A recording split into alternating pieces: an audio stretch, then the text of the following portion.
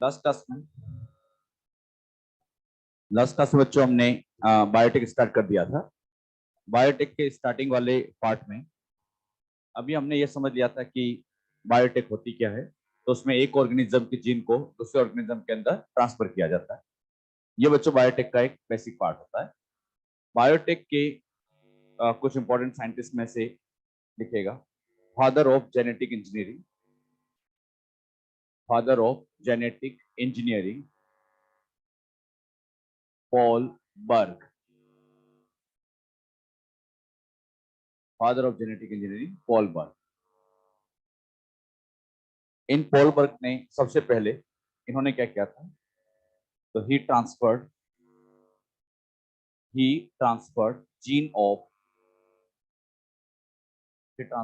gene of SV40 virus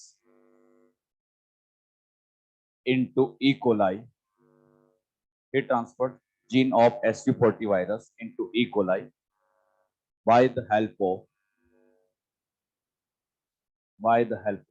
Lambda bacteriophage. He transferred gene of SV40 virus into E. coli by the help of Lambda bacteriophage.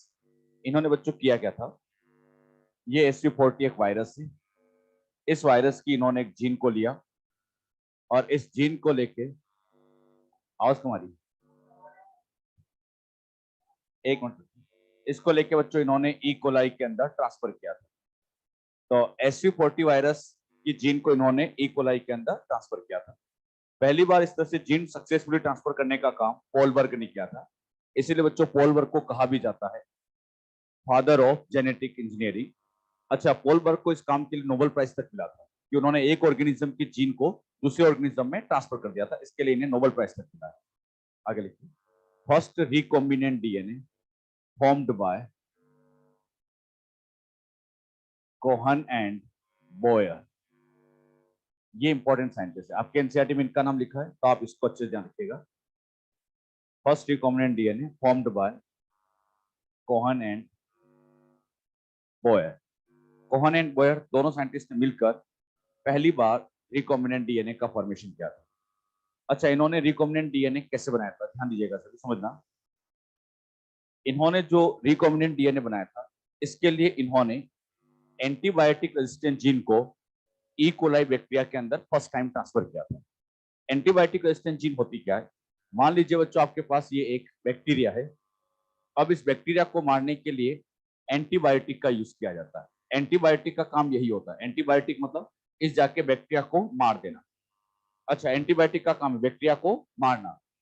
जब बच्चों हम लोग बीमार हो जाते हैं तो आपने देखा होगा अक्सर हम डॉक्टर कहता है एंटीबायोटिक खा लीजिए। वो एंटीबायोटिक क्या करती है, अपनी बॉडी में जो बैक्टीरिया है, हार्मफुल बैक्टीरिया, उसको मार देती है। अब बच्चों कुछ बैक्टीरिया ऐसे होते हैं, जैसे ये बैक्टीरिया है।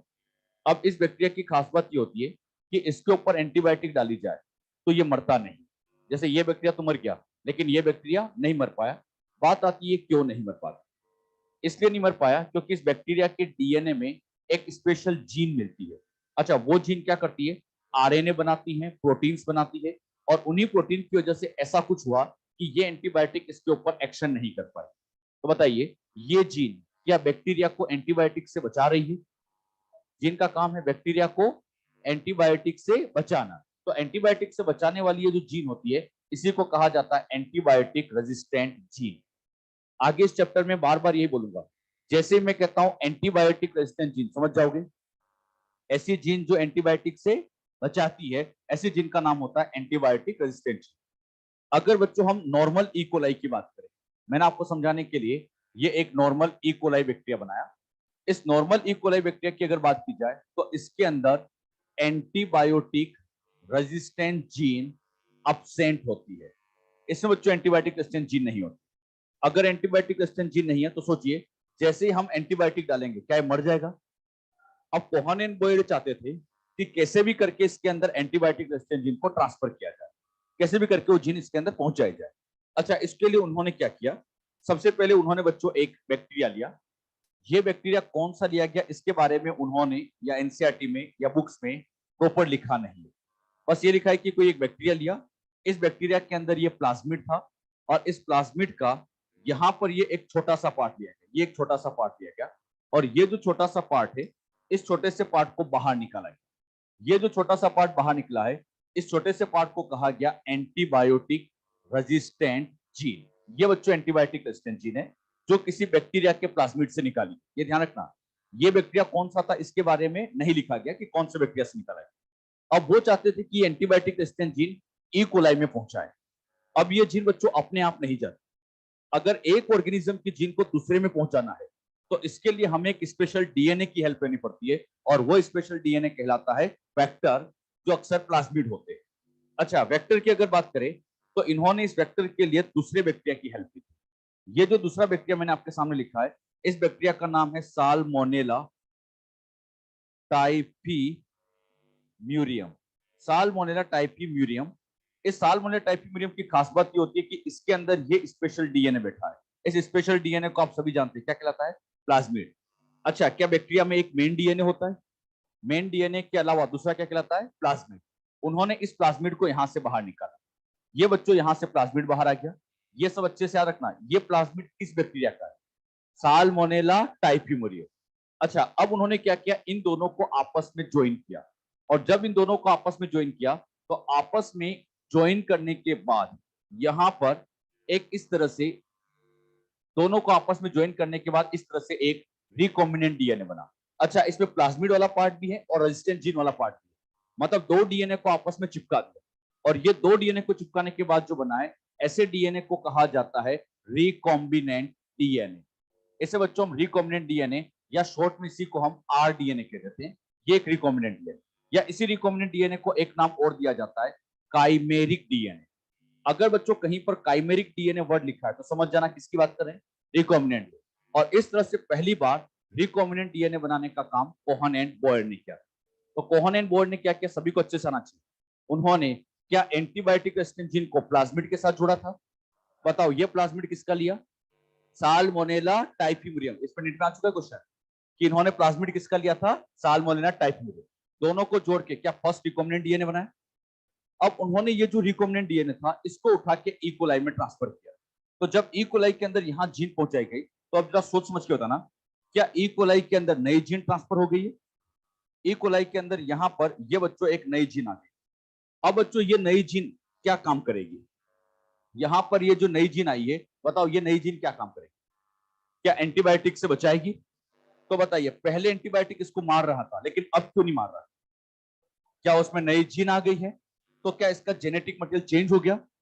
तो इसीलिए इस प्रक्रिया को अब नाम दिया जाता है जेनेटिक मॉडिफाइड ऑर्गेनिज्म, शॉर्ट में लिखते हैं जीएमओ। जीएमओ का फुल फॉर्म बोलो। Genetic modified organism. तो इसमें बच्चों नई जीन डाल दी तो जेनेटिक मॉडिफाइड हुआ। अब सोच समझ के जवाब देना, क्या इसका जीनोटाइप चेंज हुआ? बिल्कुल हुआ है। अरे नई जीन डाल रहे हैं, अरे नई जीन आई, पहले नहीं थी, नई जीन डाली। नई जीन आई मतलब जीनोटाइप चेंज किया आपने। तो क्या इसका जीनोटाइप चेंज हुआ? फिनोटाइप? यस। क्योंकि बच्चों एंटीबायोटिक क्या पहले इसको मार देती थी? अब एंटीबायोटिक इसको मार नहीं पाती है, तो इसका जीनोटाइप चेंज होता है, फिनोटाइप दोनों। इसका जीनोटाइप और फिनोटाइप दोनों ही चेंज हो जाता है, और ये बच्चों सक्सेसफुली इस तरह से जीन को ट्रांसफर किया है। तो क्वेश्चन आता है, फर्स्ट रिकॉम्बिनेंट डीएनए किसने बनाया? कोहन एंड बॉयर ने। कैसे बनाया समझ गए? ठीक। उन्होंने इंसुलिन की जीन को इकोलाई में डाला। नहीं, इंसुलिन नहीं, एंटीबायोटिक रेजिस्टेंट जीन, क्या उसको इकोलाई में डाला था? प्लाज्मिड किसका लिया? यहां बच्चों बड़ा अच्छा क्वेश्चन ये भी बनता है, साल्मोनेला टाइफीम्यूरियम का प्लाज्मिड ही क्यों लिया? हाँ, इसके पीछे रीजन है, साल्मोनेला टाइफीम्यूरियम और ई कोलाई का बैक्टीरिया काफी मिलते जुलते हैं। मतलब इसका प्लाज्मिड उठा के इसके अंदर डाल भी दिया जाए ना तो सक्सेसफुली काम करता है। तो पूछा जाए, साल्मोनेला टाइफीम्यूरियम का प्लाज्मिड ही क्यों लिया गया? क्योंकि साल्मोनेला टाइफीम्यूरियम ई कोलाई से मिलता जुलता है, इसका प्लाज्मिड इसके अंदर सक्सेसफुली वर्क करता भी है, इसीलिए बच्चों इसी बैक्टीरिया का यूज किया गया था, साल्मोनेला टाइफीम्यूरियम का। जो बात यहाँ पर समझे, क्लियर हुई? इसको बना भी लो, ये इंपॉर्टेंट भी है, इससे क्वेश्चन आ चुका है। ये मैंने आपको जितना कुछ समझाया ना, आपके एनसीईआरटी में पूरा एक आधा पैराग्राफ लिखा है। तो उस पैराग्राफ को पढ़ते टाइम ये सब डायग्राम सामने रखा, ताकि आपको पता चले कि कौन सी जीन है, किसकी हेल्प से पहुंच जाइए, ताकि समझना आसान हो जाए।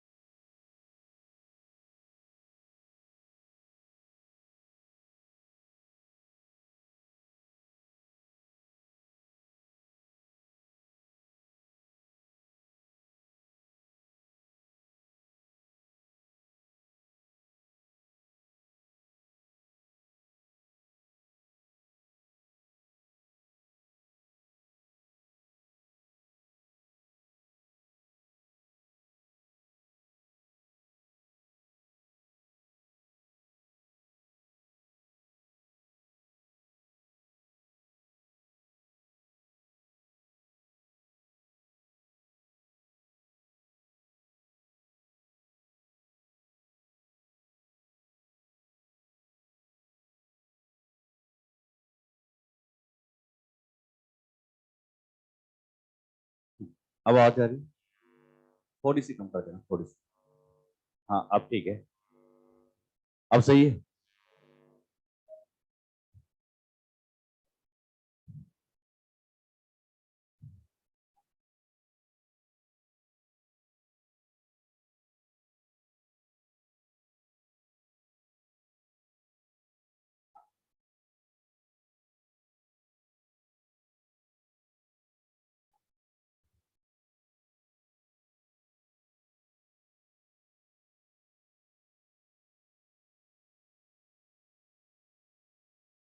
जब ये कंप्लीट हो जाए तो इसको बना लेना। बायोटेक में कौन कौन सी स्टेप्स फॉलो करते हैं?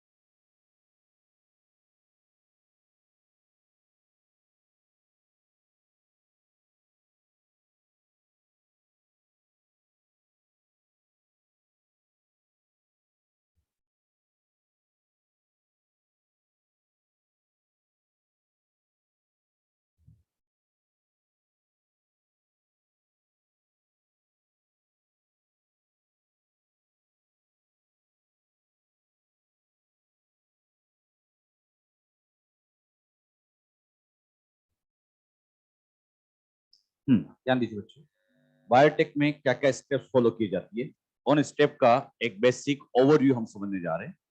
हम बच्चों डिटेल में इन सारी स्टेप को आगे पढ़ेंगे, सारी स्टेप हम डिटेल में पढ़ेंगे। हम तो बस एक ओवरव्यू ले रहे हैं कि एग्जैक्टली बायोटेक में हमें करना क्या है, ताकि मैं बार बार ये बोलूं कि ट्रांसफॉर्मेंट है, नॉन ट्रांसफॉर्मेंट है, तो उन सब चीजें आपको क्लियर होनी चाहिए। सबसे पहले मान लीजिए कोई बायोटेक की कंपनी है और वो कंपनी चाहती है कि मैं इंसुलिन बनाऊं। अगर किसी कंपनी को इंसुलिन बनाना है तो क्या उसके पास इंसुलिन की जीन होनी चाहिए? बिना इंसुलिन के जीन के आप इंसुलिन बनाओगे कैसे? तो इंसुलिन के जीन तो चाहिए। बात आती है इंसुलिन के जीन कहां से लाई जाए, तो हम सभी जानते हैं इंसुलिन की जीन बॉडी की हर सेल में प्रेजेंट है, तो क्या हम किसी भी सेल का यूज कर सकते हैं? तो आपको समझाने के लिए हमने यहाँ पर कोई भी एक सेल ले ली। अब बच्चों इस सेल में से सबसे पहले हम डीएनए का आइसोलेशन करते हैं। डीएनए आइसोलेशन कैसे होता है आगे हम सब पढ़ेंगे। तो पहला काम, जब भी बायोटेक शुरू होती है तो शुरुआती है सबसे पहले डीएनए का आइसोलेशन। जब डीएनए बाहर आ गया तो क्या उस डीएनए को काटेंगे? डीएनए को काटने वाला एंजाइम आरई, आरई से जब इसको काटोगे तो इससे बच्चों डीएनए के टुकड़े टुकड़े हो जाएंगे। अब बच्चों इन टुकड़ों में क्या ये सारे टुकड़े हमारे काम के? इनमें से वही हमारे काम का है जो अपनी डिजायर्ड जीन है, मतलब इंसुलिन की जीन। तो अब हमें इनमें से, इन सारे टुकड़ों में से क्या इंसुलिन की जीन ढूंढनी पड़ेगी।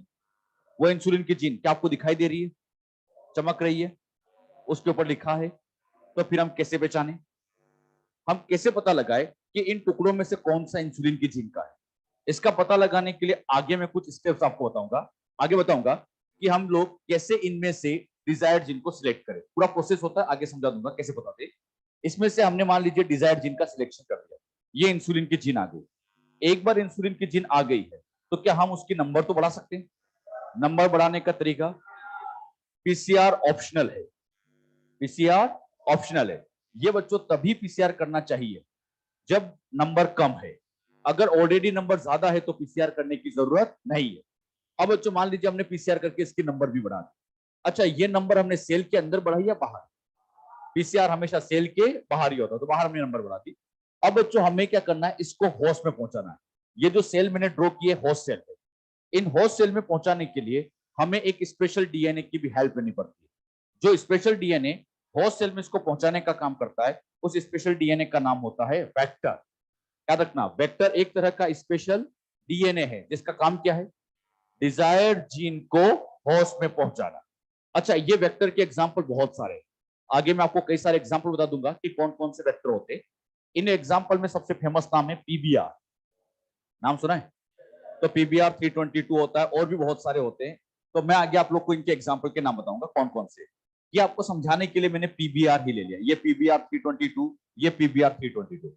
ये पीबीआर की एक बात हमेशा रखना, एक कॉपी नहीं लेते हम। पीबीआर के कई मॉलिक्यूल्स लेते हैं और इन सारे मॉलिक्यूल को ऐसे बच्चों टेस्ट ट्यूब में भर देते हैं। मान लीजिए ये टेस्ट ट्यूब है, इस टेस्ट ट्यूब के अंदर पीबीआर के मॉलिक्यूल लिए और इसके अंदर डाल दिए। और पीबीआर का एक दो मॉलिक्यूल, पीबीआर के बहुत सारे मॉलिक्यूल, थाउजेंड्स ऑफ मॉलिक्यूल हमने लिए।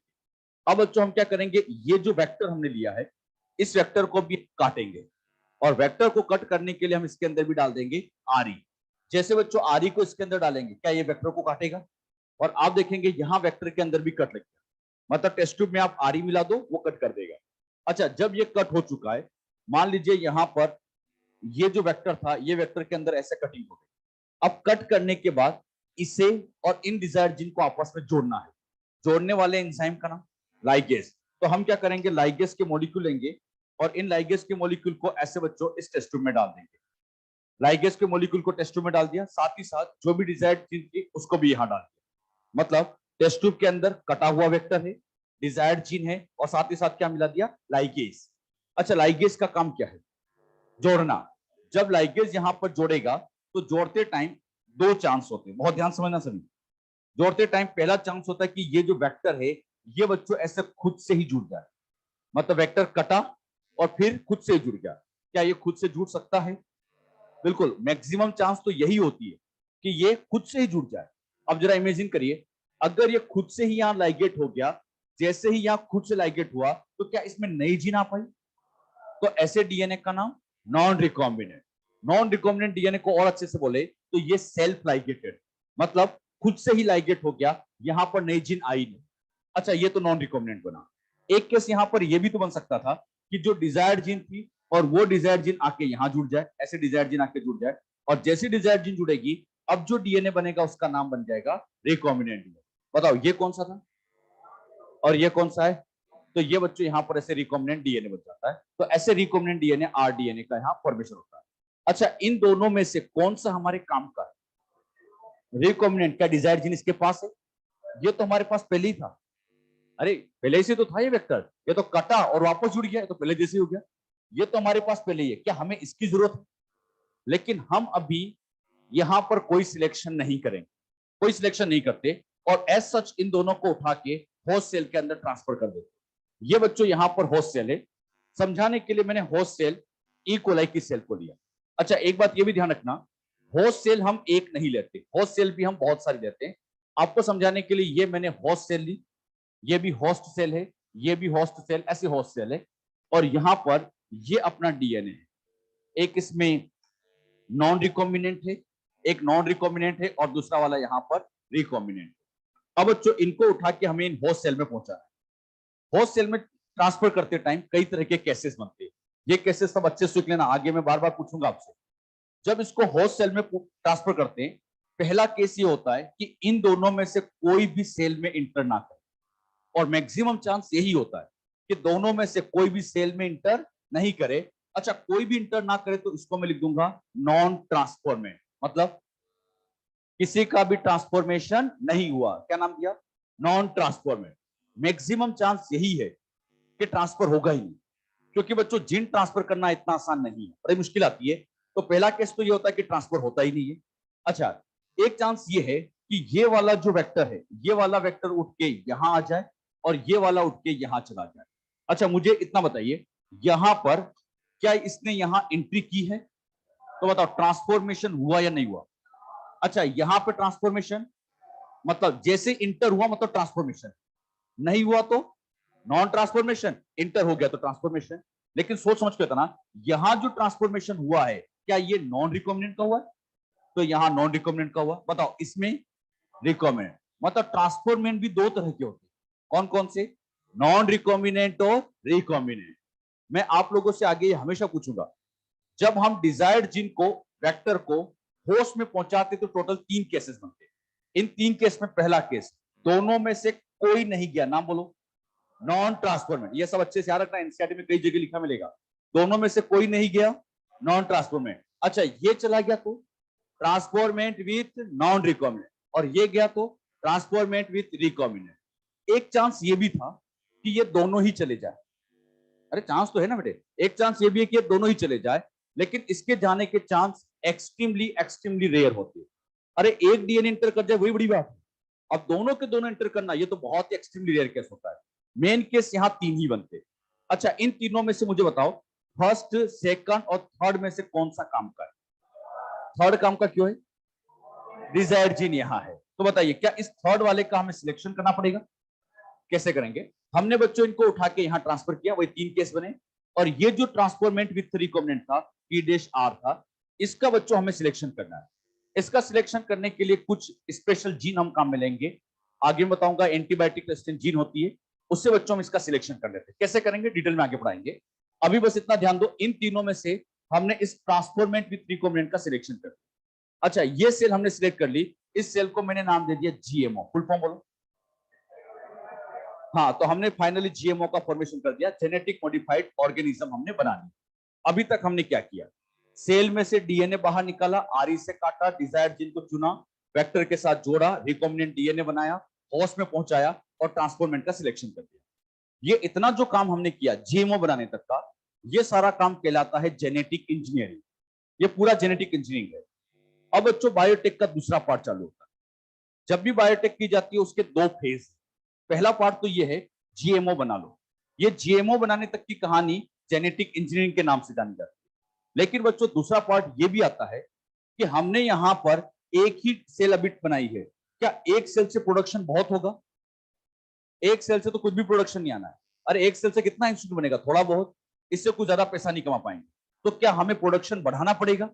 तो इससे बच्चों बायोटेक का दूसरा पार्ट चालू होता है, जिसके अंदर हम काफी अमाउंट में प्रोडक्शन को बढ़ाते हैं, लार्ज स्केल लेवल पे ग्रोथ कराते हैं। ये प्रोसेस कहलाती है बायो प्रोसेस इंजीनियरिंग। इस पूरी प्रोसेस का नाम क्या है? Bio process engineering.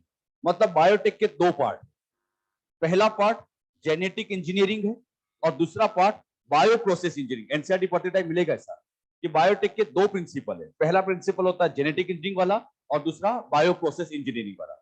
अब बच्चों ये जो बायो प्रोसेस इंजीनियरिंग होती है इसमें हमें इनकी नंबर बढ़ानी, थोड़ा ध्यान देना सभी, अच्छे समझना। अभी मुझे बताओ यहां पर डिजायर्ड जीन कितनी है? एक। क्या एक से बहुत प्रोडक्शन हो जाएगा? तो हमें क्या इसकी नंबर बढ़ानी चाहिए? नंबर बढ़ाने के लिए ये जो प्लाज्मिड हमने डाला है, ये जो वेक्टर डाला है, इसका हम यहां पर रेप्लिकेशन कर दें। अच्छा, इसका रेप्लिकेशन कर दें तो क्या हमारी डिजायर्ड जीन का भी रेप्लिकेशन हो जाएगा?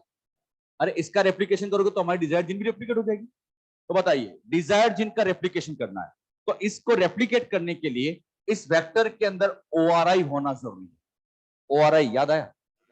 Origin of. तो जो भी वेक्टर आप लेते क्या इसमें ओआरआई होना मस्ट है? बताओ क्यों है? ताकि ये रेप्लिकेट कर सके। अच्छा, इसमें ओआरआई नहीं होता तो क्या दिक्कत? रेप्लिकेट ही नहीं करता, ये प्रोडक्शन बढ़ ही नहीं सकता। क्या हमें प्रोडक्शन बढ़ाना है तो ओआरआई का होना तो मस्ट है, जरूरी है। अरे बात समझे बेटे? अच्छा, यहां पर हमने एक बार रेप्लिकेशन किया, अच्छे से बताना कितनी कॉपी बन गई? दो। एक बार और रेप्लिकेशन करे तो क्या ये टोटल 4 बन जाएंगे? तो हम यहां पर इन डिजायर्ड जीन की नंबर को बढ़ाते जा रहे हैं। अच्छा मुझे बताओ, ये जीन ये जीन ये जीन ये जीन अलग है या सेम? क्या हमने बस उसकी नंबर बढ़ा दी? सेम जीन की नंबर बढ़ा दी हमने। इसकी नंबर बढ़ाई तो इसके लिए वर्ड लिखा जाता है क्लोन, और जीन की नंबर बढ़ाई तो इसी को नाम दे दिया जीन क्लोनिंग। हमने जीन की क्लोनिंग कर दी। जीन क्लोनिंग का सिंपल सा मतलब होता है एक ही जीन की हमने कई नंबर बढ़ा दी, उसकी क्लोनिंग कर दी, इसी को जीन क्लोनिंग कहा जाता है। और सोचिए, इस जीन की नंबर को बढ़ाने के लिए क्या ओआरआई का होना मस्ट है? तो ओआरआई का होना इसलिए जरूरी है ताकि इससे जीन की क्लोनिंग हो सके। ये शब्द समझ में है? जीन क्लोनिंग, क्लोन मतलब नंबर बढ़ाना, तो उसी जीन के नंबर को बढ़ाया गया, जीन क्लोनिंग की गई। और ये जीन क्लोनिंग कौन कराता है? ओआरआई। तो ओआरआई साइड से जीन की क्लोनिंग की जाती है। एक और खास बात यहां पर ये होती है, अभी स्टार्टिंग में यहां प्लाज्मिड एक था, बताओ अब प्लाज्मिड की कितनी कॉपी हो गई? अरे बोलो, एक बार और रेप्लिकेशन करोगे तो क्या हम प्लाज्मिड की कॉपी नंबर भी बढ़ा रहे हैं? कॉपी नंबर का मतलब होता है एक जैसे प्लाज्मिड की बहुत सारी नंबर होना। एक जैसे प्लाज्मिड की बहुत सारी नंबर का मिलना, उसी को कहा जाता है कॉपी नंबर। ये नहीं सोचना कि एक बैक्टीरिया में केवल एक ही प्लाज्मिड होता है। एक बैक्टीरिया में एक जैसे कई सारे प्लाज्मिड हो सकते हैं, इवन उनकी नंबर कई बार तो 100 तक हो सकती है। बताओ सेल कितनी? एक, लेकिन उसमें प्लाज्मिड कितने हो सकते हैं? 100 भी हो सकते हैं, इवन इनकी नंबर ज्यादा भी हो सकती है। तो इस प्लाज्मिड की कॉपी नंबर को बढ़ाने का काम भी ओआरआई ही करता है। तो ओआरआई का एक और बड़ा अच्छा फायदा ये होता है कि इससे हम प्लाज्मिड की कॉपी नंबर को बढ़ा देते। इसी ओआरआई की फायदा ये भी होता है कि यहां पर इसकी 2 कॉपी रखना है, 4 कॉपी रखना है, 10 रखना है, 50 रखना है, कॉपी नंबर कितनी रखना है उसको कंट्रोल भी ओआरआई करता है। मैंने बच्चों अभी आप लोगों को देखा जाए तो ओआरआई के 3 फंक्शन बता दिए, ये आगे मैं लिखवाऊंगा, अभी सुन लो। ओआरआई का पहला फंक्शन बताइए, क्या डिजायर्ड जीन की क्लोनिंग करता है, कॉपी नंबर बढ़ाता है और कॉपी नंबर को कंट्रोल भी करता है। ये पूछा जाएगा आपसे, कॉपी नंबर को कंट्रोल करने का काम कौन करता है? ओआरआई। कॉपी नंबर बढ़ाता कौन है? जीन की क्लोनिंग कौन करता है? क्वेश्चन ऐसे पूछेंगे, जीन क्लोनिंग होने के लिए किसका होना मस्ट है? ओआरआई का होना मस्ट। अभी बताओ, यहां पर एक सेल है, ई कोलाई की सेल में डिवीजन टाइम बोलो 20 मिनट। क्या 20 मिनट में ई कोलाई की सेल डिवाइड हो जाएगी? बताओ, एक से कितनी सेल बन गई? 2। इसमें से प्लाज्मिड की कुछ कॉपी यहां चली गई, कुछ कॉपी यहां चलेगी। फिर बच्चों यहां पर ही होगा, इसमें फिर एप्लीकेशन होगा तो इसकी नंबर और बढ़ती जाएगी, ऐसे नंबर भी बढ़ती जाएगी। हम दोनों काम कराएंगे, मतलब सेल को डिवाइड भी कराएंगे और कॉपी नंबर को बढ़ाएंगे। सेल भी डिवाइड करती रहेगी, कॉपी नंबर भी बढ़ाते रहेंगे, ताकि इससे ultimately production large scale level पे ले जाए। और आगे हम इस चैप्टर के एंड में पढ़ेंगे, इस प्रोडक्शन को लार्ज स्केल लेवल पे ले जाने के लिए हमें इस चैप्टर के एंड में बड़े बड़े बायोरिएक्टर काम में लेने पड़ते हैं। उन बायोरिएक्टर्स के अंदर रात दिन ग्रो कराएंगे, और जब बच्चों रात दिन ग्रो होते रहेंगे तो अल्टीमेटली प्रोडक्शन क्या बहुत हाई हो जाएगा। हमारा एक ही पर्पस है, प्रोडक्शन को लार्ज स्केल लेवल पे ले जाना है, हाई लेवल पे ग्रो कराना है। अच्छा, जब यहां पे प्रोडक्शन बढ़ जाएगा, अब सोचना, इस जीन से बनेगा आरएनए, आरएनए से प्रोटीन, वही प्रोटीन हमारा कहलाता है प्रोडक्ट। ये जो मैं प्रोडक्ट बोल रहा हूं ये कोई और नहीं, प्रोटीन ही तो है। इंसुलिन क्या है? प्रोटीन ही है।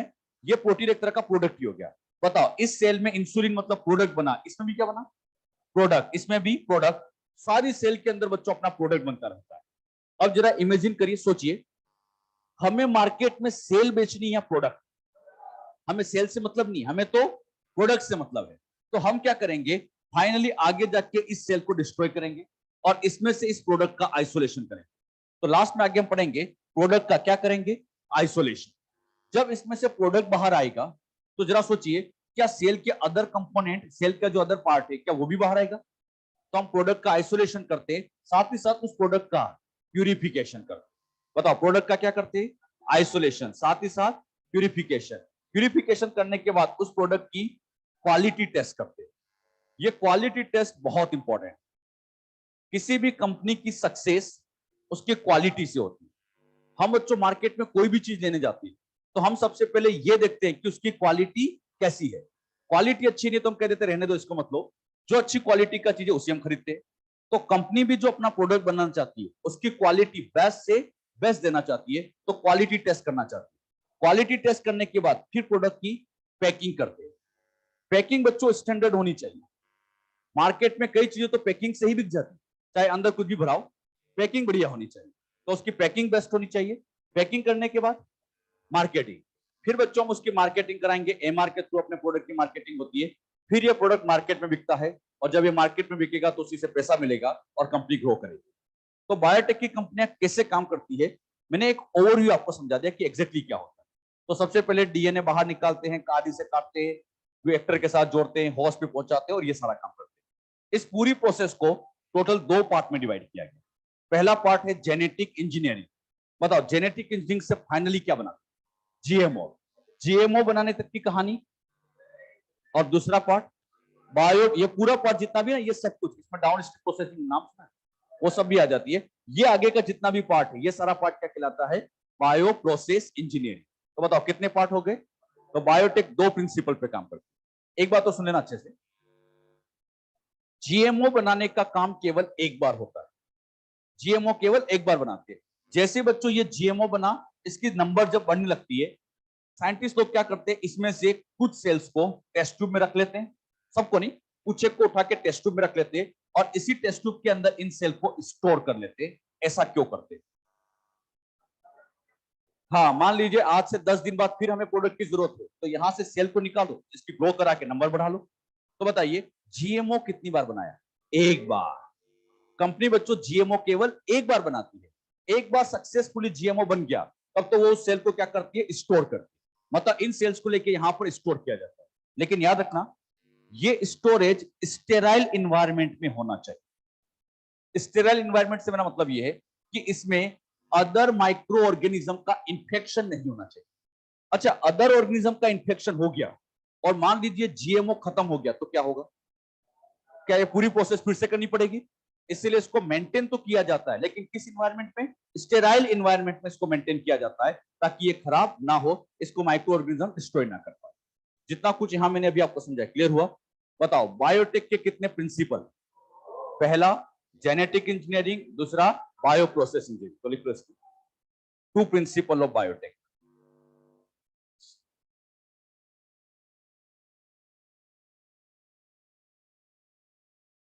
टू प्रिंसिपल ऑफ बायोटेक, पहला genetic engineering.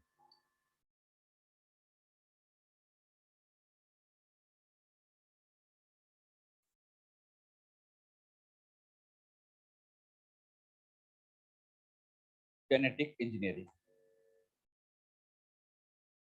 For formation of, genetic engineering क्यों करते, for formation of GMO, for formation of GMO, GMO के फॉर्मेशन के लिए। आगे लिखिए, this technique alter the alter the chemistry of genetic material. This technique alter the chemistry of genetic material and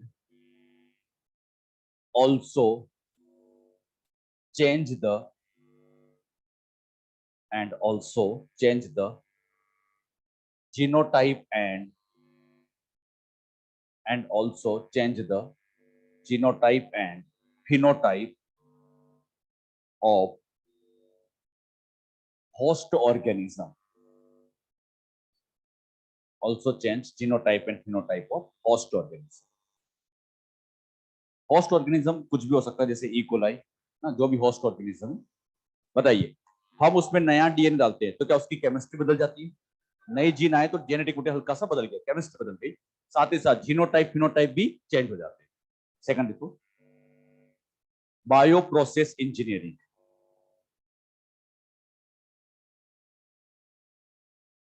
bio process engineering लिखिए इसमें।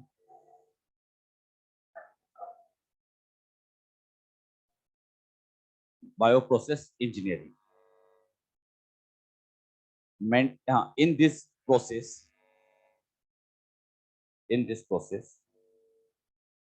maintain the GMO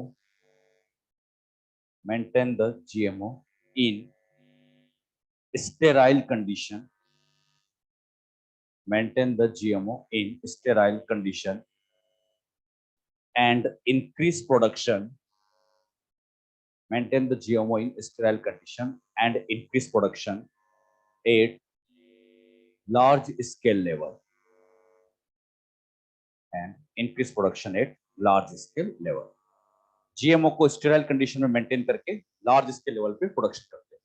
तो biotech के ये दो प्रिंसिपल है, याद रखिए। अब बच्चों, बायोटेक एक तरह की इंजीनियरिंग, और इंजीनियरिंग है तो क्या इसमें हमें कुछ टूल्स की जरूरत पड़ेगी? तो नेक्स्ट पॉइंट आता है टूल्स ऑफ बायोटेक। बायोटेक में हमें कौन कौन से टूल्स काम में दिए जाते हैं? अच्छा, जब बच्चों इंजीनियरिंग करते हैं तो उसमें बच्चों काटने के लिए आरी का यूज करते हैं। हमारे यहाँ भी काटने के लिए आरी ही है। अरे कट करने का काम आरी तो करता है।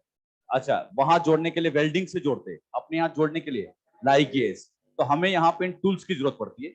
इन टूल्स को 4 कैटेगरी में डिवाइड किया गया है। उनमें से सबसे फर्स्ट कैटेगरी है enzyme, second vector, third host cell और फोर्थ डिजायर्ड जीन।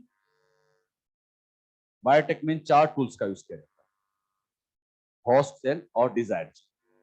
अच्छा, डिजायर्ड जीन बच्चों वो जीन है जिससे कि हम होस्ट में ट्रांसफर करते हैं। अरे, डिजायर्ड जीन वो जीन जिसे अल्टीमेटली कहां डालते हैं? होस्ट के अंदर। तो होस्ट के अंदर ट्रांसफर करने वाले जीन का नाम डिजायर्ड जीन। इसी डिजायर्ड जीन को कई बार एलियन डीएनए के नाम से भी लिखा जाता है। एलियन डीएनए, एलियन बच्चों इसलिए कहा जाता है, जैसे मान लीजिए ये इकोलाई की सेल है। इस इकोलाई के अंदर हमने ह्यूमन की जीन को डाला। बताओ, ह्यूमन की जीन किसके अंदर आ गई? इकोलाई। तो इकोलाई की सेल तो यही सोचेगी कि मेरे अंदर कोई फॉरेनर आ गया, कोई एलियन आ गया। तो इसीलिए इस डीएनए का नाम क्या दिया गया? एलियन। क्योंकि सेल के लिए तो एक तरह से क्या है? एलियन ही है। इसलिए बच्चों इसको एलियन डीएनए या फॉरेन डीएनए के नाम से। एक एक करके हम सारे टूल्स को समझेंगे। सबसे पहले एंजाइम। इन एंजाइम में फर्स्ट कैटेगरी हम समझने जा रहे हैं लाइटिक एंजाइम। एग्जाम में बच्चों एक क्वेश्चन तो इन एंजाइम से ही आ जाता है, तो इसके सारे एंजाइम अच्छे से याद रखना।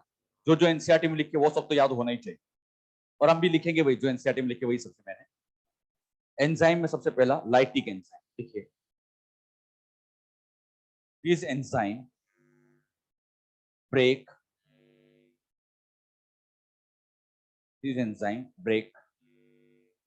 the cell, that digest the cell and help in isolation of DNA. These enzymes break the cell and help in isolation of DNA. ये बच्चों सेल को ब्रेक करते हैं और डीएनए का क्या कर देते हैं? आइसोलेशन।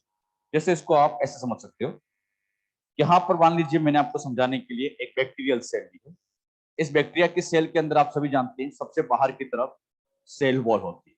अच्छा, सेल वॉल के ठीक इनर साइड में सेल मेम्ब्रेन या प्लाज्मा मेम्ब्रेन मिलती है। अच्छा, सेल मेम्ब्रेन के अंदर साइटोप्लाज्म प्रेजेंट है, और इसी साइटोप्लाज्म के अंदर बैठा है डीएनए। हमारा टारगेट क्या है? क्या इस डीएनए को बाहर निकालना पड़ेगा? बताओ, डीएनए को बाहर निकालने के लिए हमें किस किस को तोड़ना है? सेल वॉल और सेल मेम्ब्रेन। क्या दोनों बाउंड्री तोड़नी पड़ेगी? इन बाउंड्री को तोड़ने के लिए हम क्या करेंगे? सेल को पकड़ेंगे और इसको बच्चों हथौड़े से तोड़ दें। यहां हथौड़े नहीं चलते। यहां बच्चों इनको तोड़ने के लिए हमें एंजाइम चाहिए, और उन एंजाइम का नाम क्या है? लाइटिक एंजाइम डालेंगे, तोड़ेंगे। अब जरा सोचिए, मुझे यहां पर सेल वॉल को तोड़ना है। बैक्टीरिया की सेल वॉल किसकी बनी? पेप्टाइडोग्लाइकेन। तो क्या इसके अंदर जो पेप्टाइडोग्लाइकेन बैठा है, क्या उसको तोड़ना पड़ेगा? इस पेप्टाइडोग्लाइकेन को तोड़ने के लिए एक स्पेशल एंजाइम काम में लिया जाता है, जिसका नाम है लाइसोजाइम। तो लाइटिक एंजाइम में सबसे फर्स्ट लाइसोजाइम। ये नाम याद रखना, लाइसोजाइम, लाइसोसोम नहीं। लाइसोसोम क्या है? Cell organelle. और ये लाइसोजाइम एंजाइम। लाइसोजाइम ब्रेक या digest the cell wall of break the cell wall of bacteria.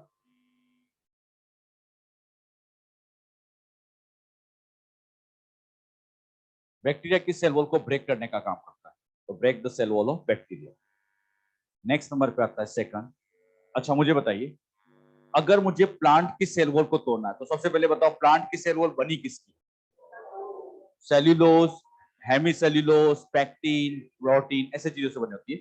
Cellulose को तोड़ना एंजाइम, तो अगला आता है सेल्यूलेज। अच्छा पैक्टिन को तोड़ना है तो पैक्टिनेज। तो cellulase and pectinase break the cell wall of plants. Plant की सेल वॉल को तोड़ने के लिए हम इन एंजाइम का यूज करते हैं। ये सब याद रखना कौन किसके लिए। तो सेल्यूलेज पैक्टिनेज प्लांट की सेल वॉल को ब्रेक करने का काम करते हैं। अब बच्चों मैं बस नाम बताऊंगा, बाकी अपने आप करना। फंगस की सेल वॉल को तोड़ना है, हाँ किसकी बनी है? काइटिन, उसको तोड़ने वाला काइटिनेज।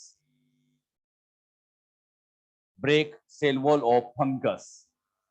तो फंगस की सेल वॉल को तोड़ने वाला कौन होगा बच्चों? काइटिनेज। काइटिनेज फंगस की सेल वॉल को तोड़ेगा। अच्छा एनिमल की सेल वॉल तोड़ना है, हाँ क्या एनिमल में सेल वॉल नहीं होता? हाँ तो ऐसा नहीं कि सबकी मेमोरी सबकी सेल वॉल तोड़ दे तो लगे हाथ एनिमल की भी तोड़ दे। हाँ एनिमल के अंदर सेल वॉल नहीं है, फिर क्या है? Cell membrane. किसकी बनी है?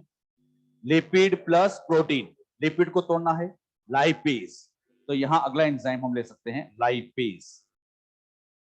अच्छा ये लाइपेज किसकी मेम्ब्रेन को तोड़ेगा? हाँ सभी ऑर्गेनिज्म। क्या बैक्टीरिया के अंदर सेल मेम्ब्रेन है?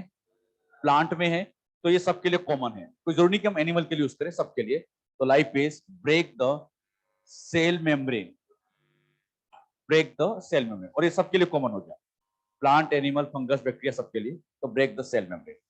इवन बच्चों आपको मेम्ब्रेन को तोड़ना है तो इस एंजाइम की भी जरूरत नहीं पड़ती। मेम्ब्रेन का नेचर वैसे ही डेलिकेटेड होता है। आप क्या करो, इस सेल को लो और हाई स्पीड पे सेंट्रीफ्यूज करोगे ना, इतने में ही टूट जाएगी। आपको अलग से कोई एंजाइम लगाने की भी जरूरत नहीं है, बस हाई स्पीड पे घुमाओ ये अपने आप टूट जाता है। तो इसके लिए जरूरी कि हम एंजाइम डालें, हाई स्पीड पे सेंट्रीफ्यूज करके भी ऐसा कर सकते हैं। ये जितने भी एंजाइम बताए सबको याद होना चाहिए। मुझे बच्चों बैक्टीरिया से डीएनए बाहर निकालना है, सबसे पहले क्या डाले? अब तो आना चाहिए। सबसे पहले लाइसोजाइम। लाइसोजाइम क्या इसकी सेल वॉल को तोड़ देगा? अब क्या डाले? लाइपेज। क्या सेल मेम्ब्रेन टूट गई? बताओ कौन बाहर आ गया? क्या डीएनए बाहर आ जाएगा? अब ये जो डीएनए आइसोलेट हो गया है, इस डीएनए का हमने आइसोलेशन कर दिया है। अब इस डीएनए को काटना है, आरई। तो अब डीएनए को काटने में हम आरई की हेल्प लेंगे, लेकिन आरई की वजह हम ऐसे लिखेंगे क्लीवेज एंजाइम। तो सेकंड कैटेगरी, लाइटिक के बाद सेकंड कैटेगरी आती है क्लीवेज एंजाइम।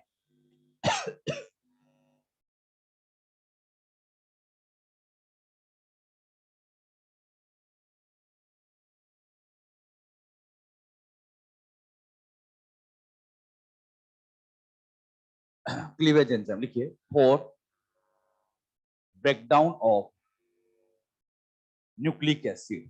क्लीवेज एंजाइम का काम है न्यूक्लिक एसिड को ब्रेक करना। Cleavage enzyme for breakdown of nucleic acid. अच्छा इनको भी दो कैटेगरी में डिवाइड किया गया है। क्लीवेज एंजाइम में पहली कैटेगरी आती है, उसका नाम है एक्सोन्यूक्लियस, और दूसरा आता है एंडोन्यूक्लियस। वैसे नाम सभी बच्चे जानते भी है, एक बार तो एग्जाम में इसे पूछ लिया गया था इन्हीं से। ये मान लीजिए डीएनए है, इस डीएनए को बिल्कुल टर्मिनल एंड से काटना है। कौन सा हो गया? एक्सोन्यूक्लियस। डीएनए को बीच से काटना है, हाँ तो ये नाम तो आप जानती है। तो एक्सोन्यूक्लियस में लिखना, cut the DNA from the ends, cut the DNA from the ends.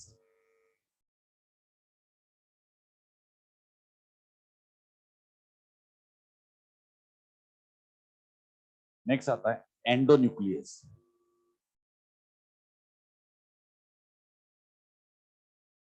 Endonuclease cut the DNA from the inside. Cut the DNA from the inside.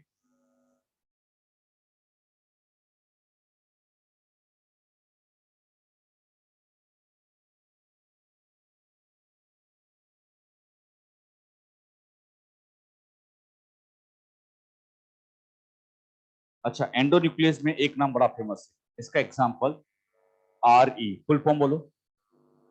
Restriction endonuclease. RE, इसके बारे में पढ़ेंगे. तो एंडोन्यूक्लियस का सबसे बेस्ट एग्जांपल RE. जितनी बातें मैं RE की आपको समझाऊंगा, एक एक बात इंपॉर्टेंट, सभी अच्छे से ध्यान से याद रखिए. RE करता क्या है, एक मिनट सभी समझो. ये बच्चों ऐसे यहाँ पर डीएनए में, ऐसे यहाँ पर डीएनए होगा, ऐसा बड़ा सा डीएनए. अब इस डीएनए को काटना है, तो डीएनए को कट करने के लिए RE का यूज किया जाता है. अब सबसे बड़ा क्वेश्चन ये आता है कि RE जब डीएनए को काटेगा तो कौन से बॉन्ड को तोड़ता होगा. हमने डीएनए में कई तरह के बॉन्ड पढ़े हैं, आप लोग सभी जानते हैं. ये बीच वाले तो कहलाते हैं हाइड्रोजन बॉन्ड, ये होता है एन ग्लाइकोसाइडिक बॉन्ड, और ये वाला फॉस्फोडाइस्टर बॉन्ड. अच्छा, जब बच्चों इसके ऊपर आप RE को डालोगे तो RE बेसिकली इसी फॉस्फोडाइस्टर बॉन्ड को ही तोड़ने का काम करता है. तो RE का काम डीएनए के कौन से बॉन्ड को तोड़ना, फॉस्फोडाइस्टर बॉन्ड. मतलब एक तरह से शुगर, फॉस्फेट, शुगर की जो बैकबोन है उसी को ब्रेक करता है. शुगर, फॉस्फेट शुगर की बैकबोन को ब्रेक करता है. अच्छा, इसको ब्रेक करने के लिए एग्जैक्टली किया क्या जाता है, यहां पर ये वाटर की प्रेजेंस में तोड़ता है. जैसे इसके ऊपर डालेंगे, वाटर की प्रेजेंस में वाटर को भी तोड़ेगा और इस बॉन्ड को भी तोड़ेगा. फिर बच्चों ये OH इधर जुड़ जाएगा, H इधर जुड़ जाएगा. तो बताओ, इस बॉन्ड को तोड़ने के लिए क्या वाटर को तोड़ा गया? वाटर का टूटना, प्रोसेस का नाम हाइड्रोलाइसिस. एक बार बच्चों बड़ा अच्छा क्वेश्चन नीट एम्स में आया था. RE जब डीएनए को काटता है, कौन सी प्रोसेस से काटता है? हाइड्रोलाइसिस. तो ये हाइड्रोलाइसिस की हेल्प से बच्चों इस फॉस्फोडाइस्टर बॉन्ड को काटेगा. शुगर, फॉस्फेट शुगर क्या इस बैकबोन को तोड़ रहा है? अब बात आती है ये कहां से काटेगा. डीएनए तो बच्चों बहुत बड़ा मॉलिक्यूल है. ये जब भी डीएनए को कट करता है, एक स्पेशल साइड से कट करता है, और जिस स्पेशल साइड से काम कट करता है उसका नाम होता है रेस्ट्रिक्शन साइड, या इसे हम रिकॉग्निशन साइड भी कहते हैं. जहां से काटेगा उसको रेस्ट्रिक्शन या रिकॉग्निशन साइड कहते हैं. इस रेस्ट्रिक्शन साइड की खास बात ये होती है कि इसके अंदर 4, 6 या 8 बेस पेयर होते हैं. रेस्ट्रिक्शन साइड में जब भी होंगे, कितने होंगे? 4, 6 या 8 बेस पेयर. और ये भी बच्चों खास बात, पैलेंड्रोमिक सीक्वेंस में होंगे. जैसे वर्ड आया पैलेंड्रोमिक, समझ गए, दोनों डायरेक्शन से पढ़ने पर सेम आए, तो ऐसे सीक्वेंस का नाम पैलेंड्रोमिक. मतलब आगे से पढ़ो या पीछे से पढ़े, पढ़ने में सेम आए. जैसे मैंने एक वर्ड लिखा, मोबाइल का नाम लिखा ओप्पो. बताओ, इधर से पढ़े तो ओप्पो और इधर से भी ओप्पो, तो दोनों डायरेक्शन से पढ़ने पर सेम आए, सीक्वेंस का नाम क्या कहलाता है? हाँ.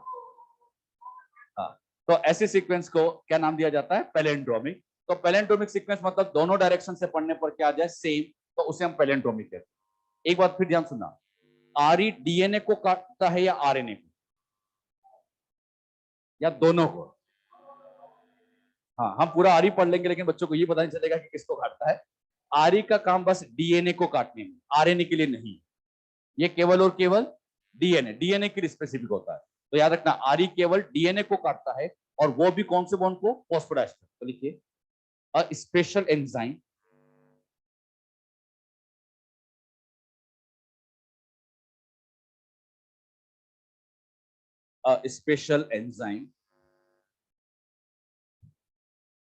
which cut the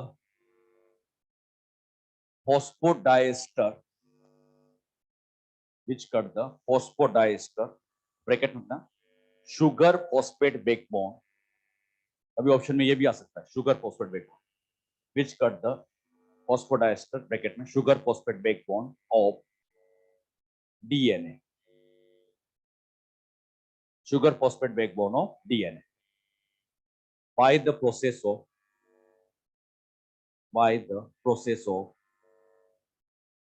hydrolysis.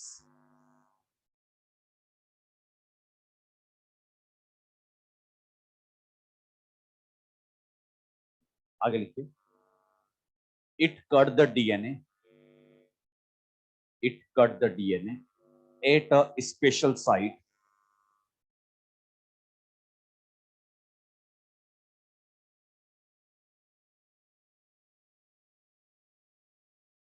it cut the DNA at a special site called recognition site or restriction site.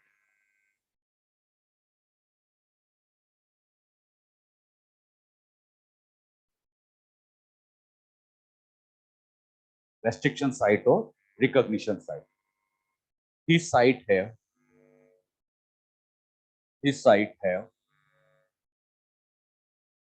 4/6/8 base pair, 4/6/8 base pair in a palindromic sequence.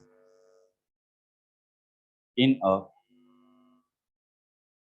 palindromic sequence.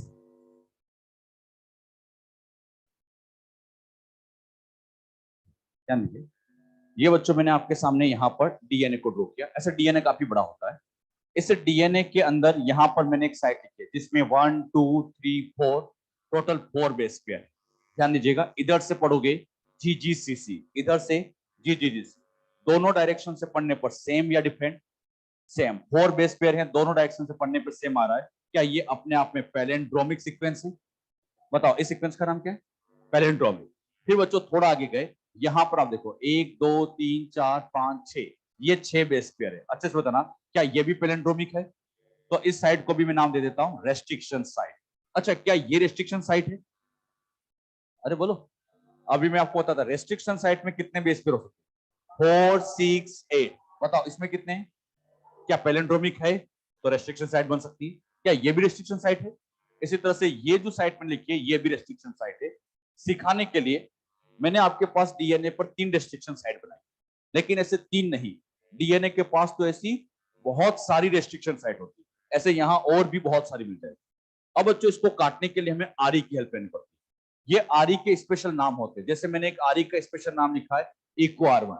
अच्छे से याद रखना, इक्को R1 क्या आरी होता है? इसी तरह से मैंने एक नाम लिखा हिंड थर्ड। बताओ ये क्या है?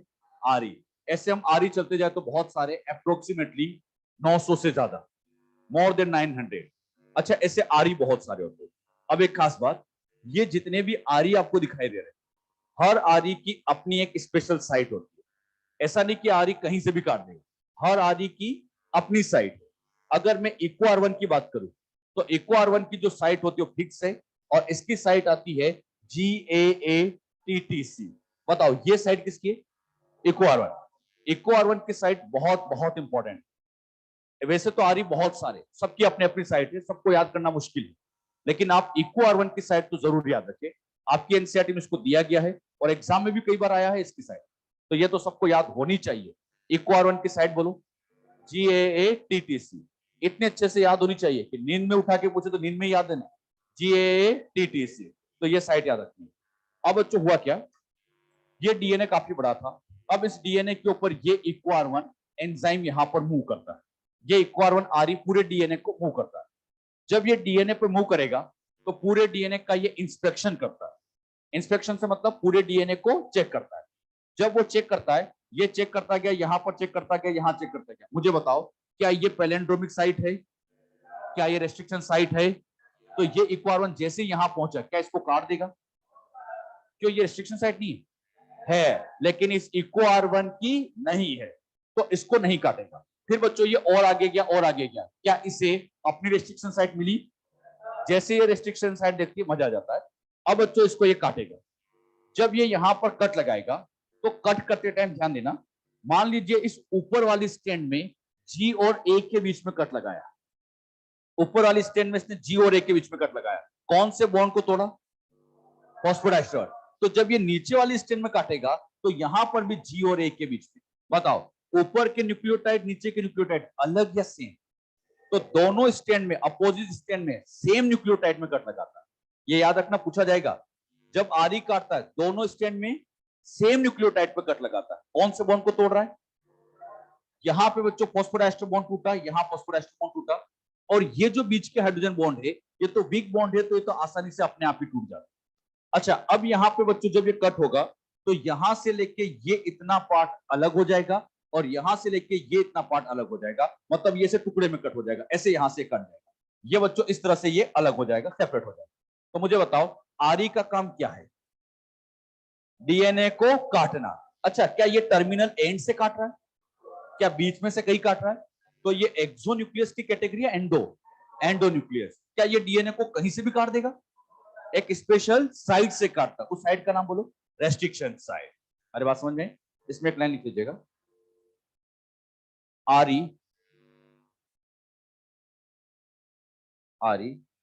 इंस्पेक्ट द या इंस्पेक्टिंग द या check the, RE inspecting the length of DNA, inspecting the length of DNA and binds it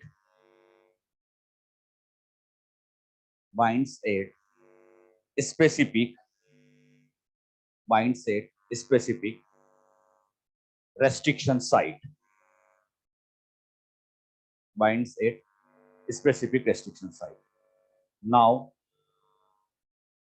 it cut the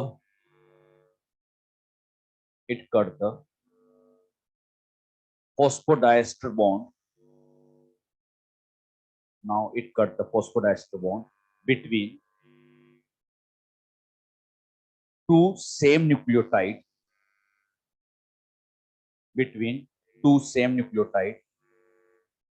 in opposite strand.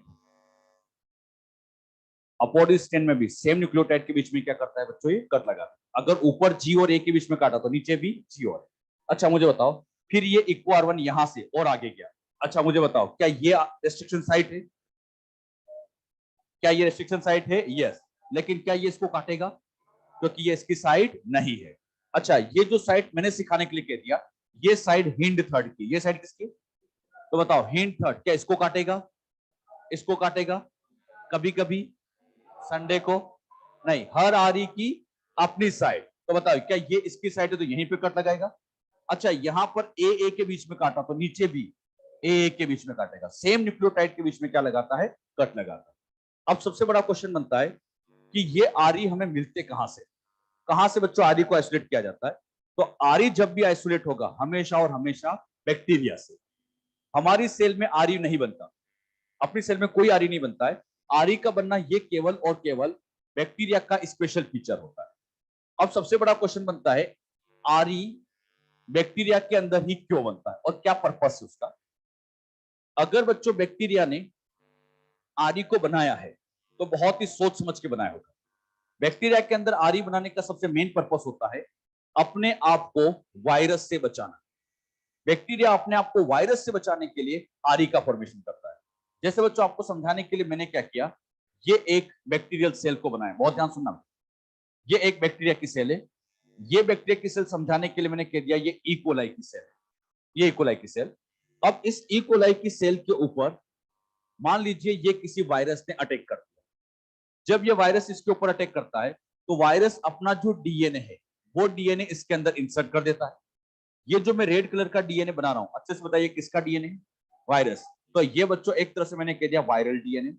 और यहां पर बैक्टीरिया की सेल के अंदर अपना खुद का, क्या खुद का भी डीएनए होगा? अच्छा, ये डीएनए किसका है? बैक्टीरिया का। और ये वायरस। अब वायरस का डीएनए क्या करता है? इस बैक्टीरिया की सेल को अपने कंट्रोल में कर लेता है। फिर ये इसके साइटोप्लाज्म का यूटिलाइज करता है, इसकी एनर्जी का यूटिलाइज करता है और अपने अपने प्रोटीन बनाता है और अपनी ग्रो करता रहता है। अच्छा, इस वायरस के आने से बैक्टीरिया को फायदा हुआ है नुकसान? नुकसान, क्योंकि ये उसकी सेल का यूटिलाइज ही करता है, इससे बैक्टीरिया को कोई बेनिफिट नहीं है। अच्छा, हर बार ये वायरस आता है बैक्टीरिया को नुकसान करके चला जाता है, इवन कई बार तो बैक्टीरिया को मार भी देता है। अब हर बार बैक्टीरिया यही सोचता है कि जब जब ये आता है मुझे नुकसान करके जाता है, तो इसने सोचा कि क्यों ना मुझे इस वायरस से लड़ाई करनी चाहिए। और इसी सोच के साथ इसने क्या किया, अपनी जीन से यहां बनाया आरएनए, आरएनए से बनाया प्रोटीन, प्रोटीन का मतलब एंजाइम। इसने बच्चों अपने जीन से क्या डेवलप किए? एंजाइम। और उस एंजाइम ने ऐसा कुछ किया कि वायरस के डीएनए को बीच में से कहीं काट। अच्छा, बीच से काटा तो ये एक्सो की कैटेगरी है, एंडो। मतलब ये एंजाइम में कह सकता हूं क्या एंडो न्यूक्लियस है? बताओ एंजाइम का नाम क्या दिया? एंडोन्यूक्लियस। अब बच्चों इस एंडोन्यूक्लियस ने जैसे ही वायरस के डीएनए को काटा, वायरस का डीएनए जैसे कट हुआ, क्या ये वायरस अब ग्रो कर पाएगा? अरे बोलो। तो अब वायरस की ग्रोथ रुक जाएगी। तो बताओ ये एंजाइम वायरस की ग्रोथ को रोकता है, वायरस की ग्रोथ को रेस्ट्रिक्ट करता है। इसीलिए मैंने इस एंजाइम के आगे एक नाम और लिख दिया, रेस्ट्रिक्शन। अच्छा, रेस्ट्रिक्शन क्यों जोड़ा? वायरस की ग्रोथ को रेस्ट्रिक्ट करता है, तो रेस्ट्रिक्ट करने वाला एंडोन्यूक्लियस, पूरा नाम बोलो, रेस्ट्रिक्शन एंडोन्यूक्लियस। क्यों ये रेस्ट्रिक्शन एंडोन्यूक्लियस नाम दिया, समझ गए बच्चों? क्वेश्चन आता है रेस्ट्रिक्शन एंडोन्यूक्लियस में रेस्ट्रिक्शन का क्या मीनिंग? रेस्ट्रिक्शन का मीनिंग है ग्रोथ को रोकना। किसकी ग्रोथ को? वायरस की। तो ये वायरस की ग्रोथ को रेस्ट्रिक्ट करने वाला एंडोन्यूक्लियस। अब मुझे इतना बताओ, ये एंजाइम किस बैक्टीरिया में बना है? इकोलाई। और इकोलाई के अंदर बना, तो इस एंजाइम का नाम उसी से मिलता जुलता नाम दे दिया, इको आर1। तो ये जो आर बना, इसका नाम क्या दे दिया गया? Eco R one. अच्छा, इको आर1 ने जब इस वायरस के डीएनए को काटा होगा, तो क्या इस स्पेशल जगह पे काटा होगा? इस स्पेशल साइट की नाम बताइए, सीक्वेंस बताइए। GAATTC, इधर भी बोलो, GAATTC। क्या इसी जगह काटा होगा? और यहां पे G और A के बीच में से कट लगा दिया होगा, पूरा डीएनए से काट दिया। अच्छा मुझे बताइए, क्या ये GATTC इस बैक्टीरिया के डीएनए पे नहीं हो सकता? क्या नहीं हो सकता? हो सकता है। अच्छा, इसके डीएनए पर भी, यहां पर भी ऐसे GAATTC, GAATTC बिल्कुल मिल सकता है, बिल्कुल इसके डीएनए पे मिल सकता है। अब बच्चों इस इको आर1 को GATTC से मतलब है, और वो किसी के भी डीएनए को, खुद के डीएनए पे हो चाहे वायरस के डीएनए को, इसे तो GATTC से मतलब है। तो ये गया, और बच्चों इस साइड को पहचाना, क्या इसको भी ये काटना चाहेगा? यस चाहेगा, तो किसे भी काट दो। लेकिन अगर इसने खुद के डीएनए को काट दिया, तो खुद की सेल ही मर जाएगी। अरे इसने अगर खुद के डीएनए को काट दिया, तो खुद की सेल को ही मार बैठेगा। ये बात सेल पहले से जानती है। सेल बड़ी समझदार है, उसे पता है कि ये आरी मेरे खुद के डीएनए को काट सकता है। तो उसने एक समझदारी दिखाई। उसने समझदारी ये दिखाई कि अपनी सेल के अंदर एक नया एंजाइम और बनाया, जिसका नाम है मिथाइलेज। एक मिथाइलेज एंजाइम और बनाया क्या, और ये मिथाइलेज एंजाइम इसके साथ एक स्पेशल मिथाइल ग्रुप को जोड़ देता है। इस एंजाइम का काम यही है, कौन सा ग्रुप जोड़ना? मिथाइलेज। अच्छा, मिथाइल ग्रुप जोड़ने की वजह से बताइए, क्या ये साइट हल्की सी मॉडिफाइड होगी? आप लोग सभी जानते हैं एंजाइम्स आर हाईली स्पेसिफिक। क्या एंजाइम स्पेसिफिक होते हैं? अब मिथाइल ग्रुप लगने की वजह से ये एंजाइम इसको पहचान नहीं पाएगा, तो ये इसको कट नहीं करेगा। तो बताओ, क्या ये वायरस के डीएनए को तो काट देता है, खुद के डीएनए को क्यों नहीं काट पाया? मिथाइल। तो क्या इस एंजाइम से बचाने के लिए मिथाइल लगा दिया? मैंने आपको पहले भी कई बार सिखाया, जब जब एंजाइम से बचाना हो मिथाइल लगा लो। सबसे बढ़िया तरीका, जब जब एंजाइम से बचाना हो मिथाइल लगा लो। तो यहां मिथाइल लगा के इसकी ग्रोथ को, मतलब इसके कट होने से बचा लिया गया। अच्छा, क्वेश्चन बनता है, क्या आरी का फॉर्मेशन बैक्टीरिया में हुआ? किस पर्पस के लिए? वायरस से बचाने के लिए। अब क्वेश्चन ऐसे आएगा, बैक्टीरिया ने आरी का फॉर्मेशन इसलिए किया ताकि इससे बायोटेक सक्सेस हो जाए। हाँ, इनको बायोटेक सक्सेस करने से कोई लेना देना नहीं, इनको तो अपने आप को सक्सेस कराना, अपने आप को बचाना है। किससे? वायरस से। क्या ये आरी प्लांट में बनता है, एनिमल्स में, फंगस में? ये केवल और केवल बैक्टीरिया के अंदर बनता है। हमारे अंदर बच्चों वायरस से बचने के तरीके अलग। ये आरी एक तरह से वायरस से बचने का ही तरीका तो है, अपने अंदर ये तरीके अलग होते हैं। हमारे अंदर बच्चों इंटरफेरोन्स होते हैं, वो बच्चों वायरस से बचाने का काम करते हैं। लेकिन बैक्टीरिया में इंटरफेरोन्स नहीं है, उनसे बचने का तरीका ये आरी होते हैं। जो बात मैंने आपको यहां समझाई, क्लियर हुई? तो इसमें कुछ बात लिखी। अच्छा, ऐसे स्टेटमेंट आए, आरी कभी कभी प्लांट में बनता है। हाँ, जब एग्जाम में आता है बच्चे सोचते हैं कभी ना कभी तो बनता ही होगा, है ना? तो कभी नहीं बनता है, चाहे संडे हो। ये केवल और केवल बैक्टीरिया में बनते हैं। हाँ। देखिए, आरी नहीं, आरी synthesize only in, RE synthesize only in prokaryotes, RE synthesize only in prokaryotes. It is part of,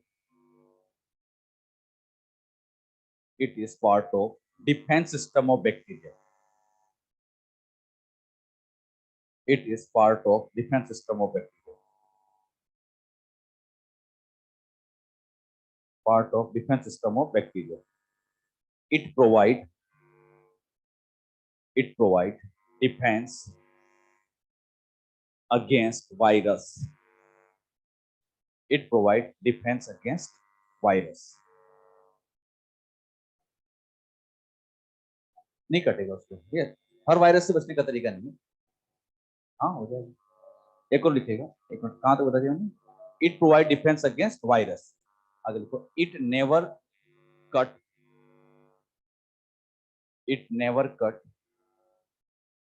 its own bacterial DNA. It never cut its own bacterial DNA because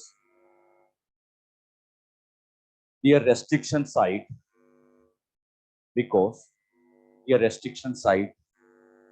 modified by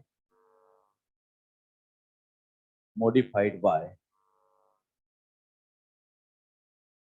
Modified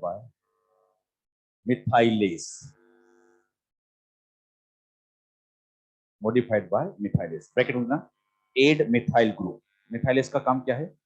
add methyl group. ये methyl group को add कर देता है। देखो लिखिए, RE never synthesize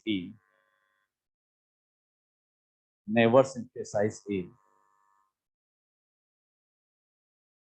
eukaryotes.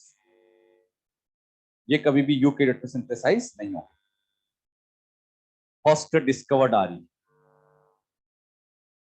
Hind second by Smith. First discovered RE, Hind second. इसने discover किया था बच्चों? Smith. Letter on Eco R1 discovered by Smith, Nathan, Urban.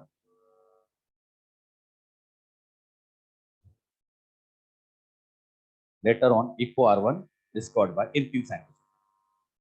अच्छा, एक लाइन और लिखते हैं ना, till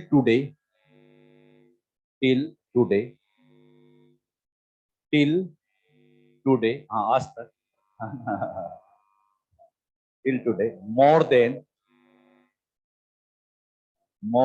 900 RE have been isolated from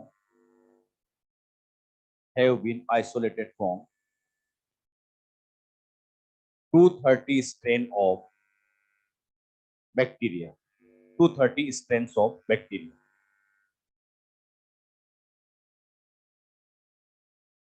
ये बच्चों आपको समझाने के लिए मैंने एक बैक्टीरिया बनाया, ये दूसरा बनाया, ऐसे एक दो, ऐसे मेरे पास 230 बैक्टीरिया है। जरा सोचना, सभी बैक्टीरिया से अगर मैं एक एक RE निकालता, सबसे बच्चों एक एक RE निकालते, तो बताओ कितने RE मिलना चाहिए? 230। लेकिन मैंने आपको बताया 230 नहीं, कितने मिले? 900 से ज्यादा। इससे आप क्या सीखे? एक बैक्टीरिया में एक से ज्यादा RE बनते हैं। मतलब जैसे बैक्टीरिया एक ही है, लेकिन इसके अंदर एक से ज्यादा RE का फॉर्मेशन हो सकता है। तो एक बैक्टीरिया में एक से ज्यादा RE बनते हुए देखे गए। क्लियर? अच्छा, कुछ इंपॉर्टेंट RE जिनके बारे में आपको ध्यान में रखना है। पहले उससे पहले RE का नोमेनक्लेचर कैसे किया जाता है, तो लिखिए, nomenclature of RE। nomenclature of RE. Nomenclature of RE. It consists of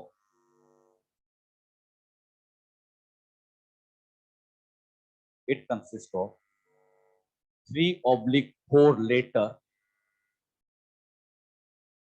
3/4 letter plus Roman number 3/4 letter plus Roman number. 3 से 4 लेटर होंगे प्लस क्या होगा बच्चों? Roman number. जैसे यहाँ पे देखिएगा, इसके नाम में कितने लेटर हो गए? 1 2 3 4, और ये क्या है? Roman number. इसी तरह से कुछ में हो सकता है, जैसे एक और का मैंने लिखा है थर्ड। बताओ इसमें लेटर बोलो, 1 2 3, और ये क्या है? Roman number. तो इसमें बच्चों जैसे यहाँ 4 भी हो सकते हैं, 3 भी हो सकते हैं, और साथ ही साथ क्या लगा होता है, रोमन नंबर। अब इसमें एक एग्जांपल लिखना, इको R1। इसमें ये जो लेटर है, first letter indicate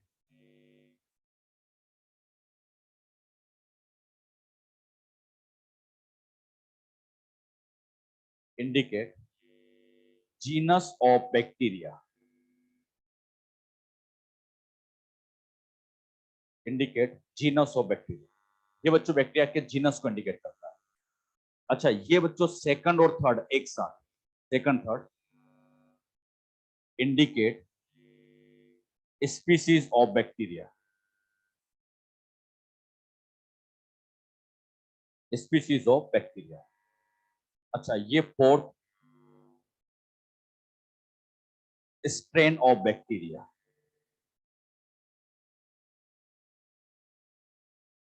strain of bacteria.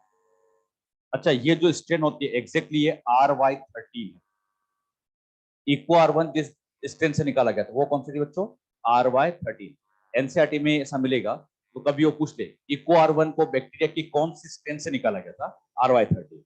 और ये बच्चों फर्स्ट है indicate Roman number. Roman number क्या बताता है, order of isolation not discovery, order of isolation of RE from bacteria. Bacteria से किस ऑर्डर में आइसोलेट किया गया है उस ऑर्डर को बताने का काम ये रोमन नंबर करता है, किस ऑर्डर में आइसोलेट किया गया। मैंने बच्चों आपको समझाने के लिए जैसे एक बैक्टीरिया यहां बना दिया, इस बैक्टीरिया का नाम है हीमोफिलस इन्फ्लुएंजा, और इसके बच्चों दो स्ट्रेन होती है, RD और RA, RD और RA। अब यहाँ पे हमें इसका नाम देना, ध्यान देना सभी।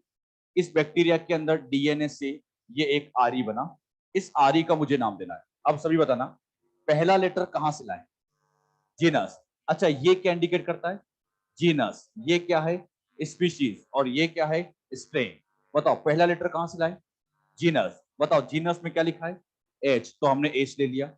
अब बताइए सेकंड थर्ड कहां से लाना है, स्पीशीज। स्पीशीज में बताओ क्या लिखा है, IN, तो ये बन गया I और ये हो गया N।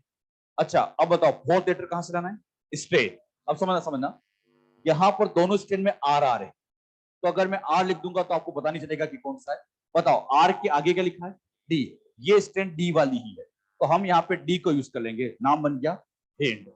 अच्छा, ये बच्चों पहली बार बाहर निकाला तो इसका नाम फर्स्ट लगा देंगे, तो ये आरी का नाम बन हिंड फर्स्ट। ये नाम कैसे दिया समझ में आया। अच्छा, इस बैक्टीरिया में क्या और भी आरी बन सकते हैं, ऐसे कई सारे आरी बने। अच्छा, इस आरी को बाद में निकाला, नाम बोलो, हिंड तो लिखेंगे लेकिन सेकंड, ये और बाद में निकला तो हिंड थर्ड। ऐसे कुछ सालों बाद कुछ नया आरी आइसोलेट हुआ तो हिंड फोर्थ, इस तरह से नाम देते थे। ये फर्स्ट सेकंड थर्ड क्या है, order of isolation not discovery. अच्छा, इन सब में से ध्यान देना, सब यहां कंफ्यूज होते हैं, इन सब में से ये वाला आरी जिसको मैं ABC लिख रहा हूं, ये वाला आरी स्मिथ साइंटिस्ट ने पहली बार देखा था। अच्छा, ये पहली बार देखा गया था तो क्या ये फर्स्ट डिस्कवर्ड है, ध्यान सुनना, फर्स्ट डिस्कवर्ड है, लेकिन इसका आइसोलेशन बाद में हुआ। अच्छा, पहले ये आइसोलेट हुआ था, इसका आइसोलेशन बाद में किया गया था, इसलिए इसको हिंट 2 कहा गया। अच्छा, पहला डिस्कवर्ड कौन है, अच्छा ये पहला डिस्कवर्ड है, फिर भी पीछे सेकंड क्यों लगाया, क्योंकि आइसोलेशन बाद में हुआ है। अरे बात समझे ना, क्योंकि ये सेकंड डिस्कवरी नहीं है, सेकंड क्या है, आइसोलेशन का ऑर्डर है, इसलिए बच्चों यहां पर सेकंड लिखा गया। तो समझ गए ना बेटे, इसमें कुछ बातें और भी हैं, उसको हम अगली क्लास में आज।